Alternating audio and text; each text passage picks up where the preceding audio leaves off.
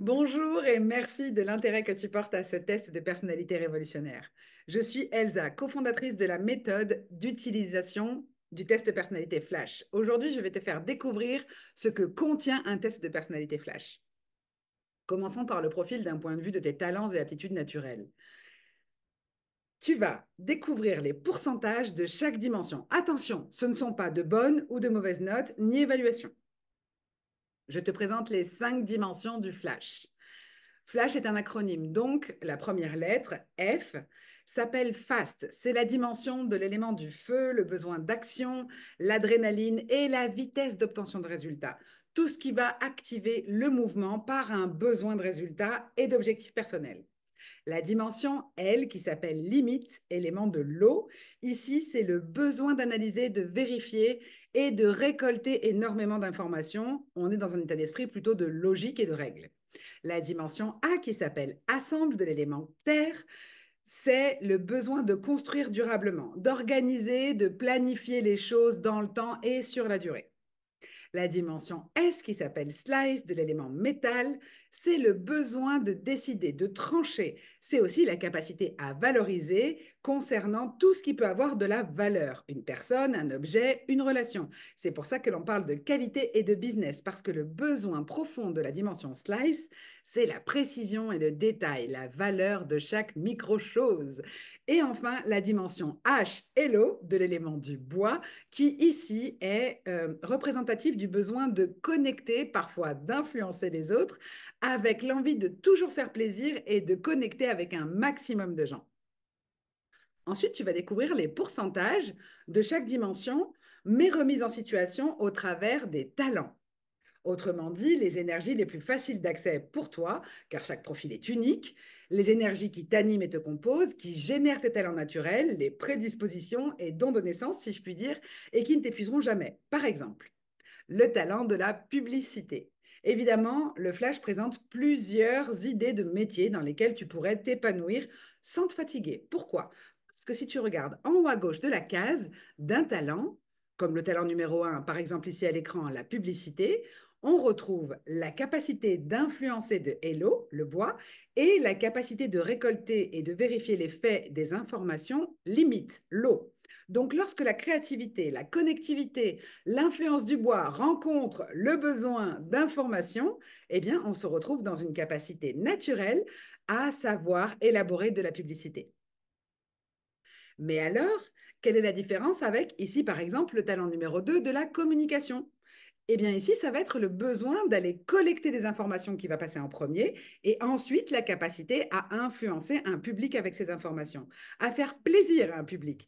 Donc ici, on va retrouver d'autres types de métiers, encore une fois, pour ne jamais enfermer qui que ce soit dans une case, mais qui ouvrent plutôt le champ des perspectives en sachant que dans ce type de job-là, on ne va jamais s'épuiser. On va même y prendre plaisir. On va s'épanouir. Pourquoi? Parce que ça requiert deux énergies qui sont très élevées dans notre flash. Même chose avec le talent numéro 3, ici toujours à l'écran, le talent du commerce. Qu'est-ce que ça implique? Ça implique une capacité à donner envie aux gens et un besoin de conquête du marché, le besoin d'arriver au résultat de fast. L'influence par Hello, élément du bois, et le besoin d'arriver sur la ligne d'arrivée et de conquérir ce marché avec fast. En talent numéro 4, la compétition. Oh, parfois, on a une mauvaise perception de la compétition, mais ça peut être très stimulant pour certains profils. Il n'y a pas de honte à avoir. Le besoin d'arriver au résultat, d'objectifs personnels, le besoin de conquête, le besoin d'agir sur le monde de fast et la capacité d'influencer, mais aussi de faire ça comme une sorte de jeu. Il y a des gens qui vivent très bien la compétition et parce qu'ils le vivent comment? Eh bien, comme un jeu, comme un amusement. C'est drôle, c'est sympa, on est en groupe, c'est collectif. Donc, la compétition peut être un talent. Quel est le besoin? Eh bien, la combinaison de ces deux énergies, c'est le besoin de performer. Tu rencontreras également d'autres possibilités de talents. Bien évidemment, il y a 20 talents génériques générés par le flash. Donc, par exemple, le talent de l'esthétisme.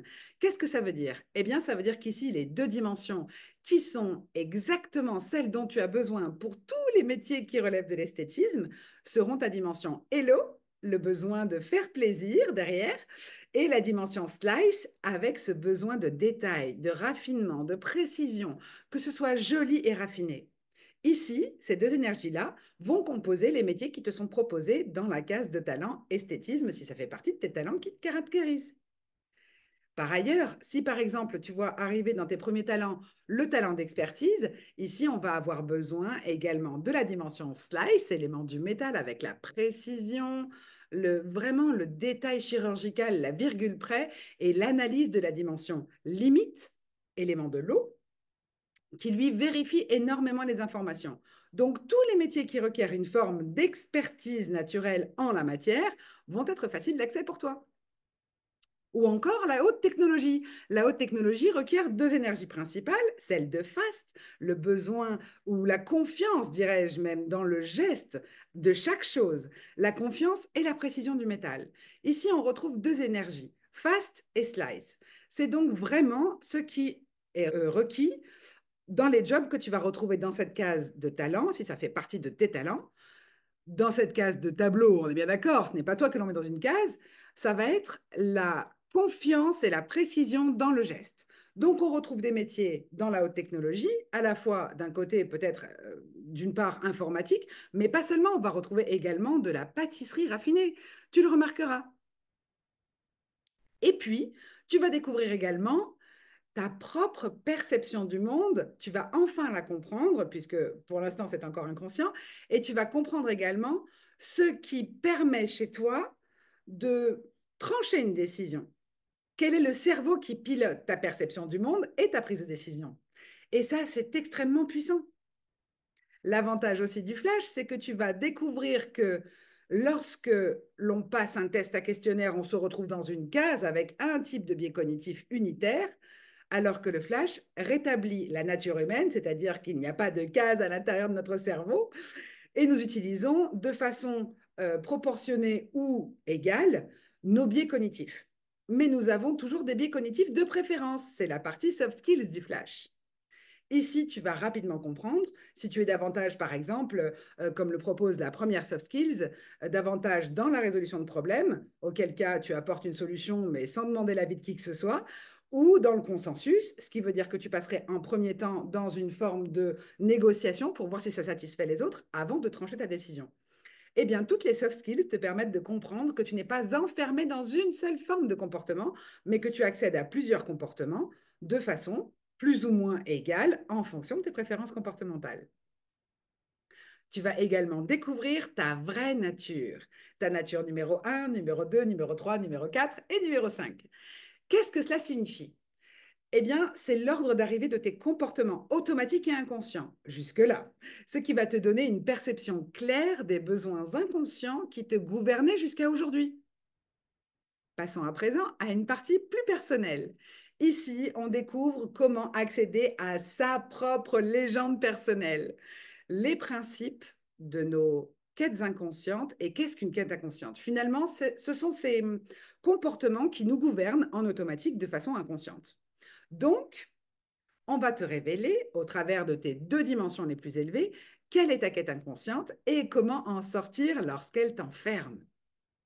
Voilà, tu sais maintenant de quoi est composé un test flash. J'espère que tu as pu percevoir instantanément tout ce que cela peut t'apporter, tant dans ta vie personnelle que professionnelle, que ce soit avec tes enfants, avec ta famille, tes amis. Ce test permet de connaître aussi leur vision du monde. Ce que je te propose maintenant, c'est de faire ce test.